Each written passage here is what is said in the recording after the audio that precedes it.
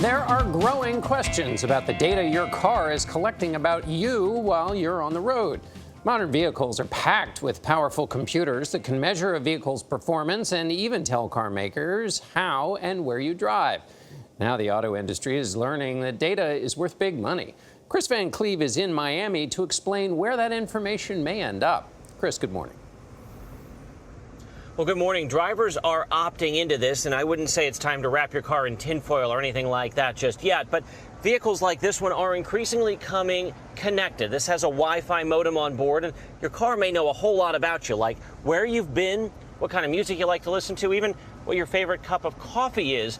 And privacy advocates warn that information could end up in the hand of advertisers or your insurance company. What we're going to do is pop the hood. Under the hood, Ford's former head of tech, John Ellis, found 4 computers. It generates data and it collects data. And inside the car, we're going to go ahead and connect this underneath. he hooked up his smartphone to show us the data streaming in real time. With enough data, I can discern patterns that seem to be almost non-existent to the human eye. From the brakes to the windshield wipers, with as many as 100 points that generate data, bumper to bumper, today's cars pack the power of 20 personal computers and can process up to 25 gigs of data every hour. Some of it beamed back to car makers.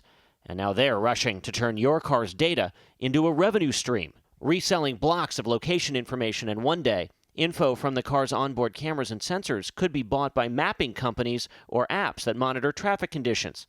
Something nearly 72% of car owners said they had no idea was happening. We know how tired you are because we have cameras inside the car looking at the driver to look for eyelid movement. Some of the cars have the ability to detect alcohol. Are you weaving? Are you moving? Are you harsh braking? And how hard you brake could get you a break on car insurance. Good drivers who agree to share data can get a better deal.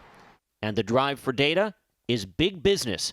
Soon, a car's data may be worth more than the vehicle itself, according to one car data company, and up to $750 billion industry-wide by 2030. Your driving behavior, the person in the car. We do have that data. GM uses that data with drivers' consent to put popular brands at their fingertips. You've created this connection with merchants and brands. They know your data. We're bringing that onto the dashboard of the car. GM calls it Marketplace, an attempt to cash in on the 46 minutes a day the average American spends in a car. Low on gas, it'll point you to the closest gas station and let you pay from the dash, where you can also order food or make reservations on the go. Our newest, find and reserve. All based on what's close to the car's current location. Click reserve. And now you and I have a reservation at 1:15 at Samba Kitchen, and it's sent to my email. But GM says drivers are asked to opt in. What does the opt-in process look like? How does that work? When you get into your car after you've purchased it, the very first time that you tap the dash, you'd accept other terms and conditions, and we let you know that we may be using the location of your car to serve you. It's important that car makers work to make this as transparent and easily explainable as possible. And privacy advocates point out it's on us to start thinking about cars for what they've become.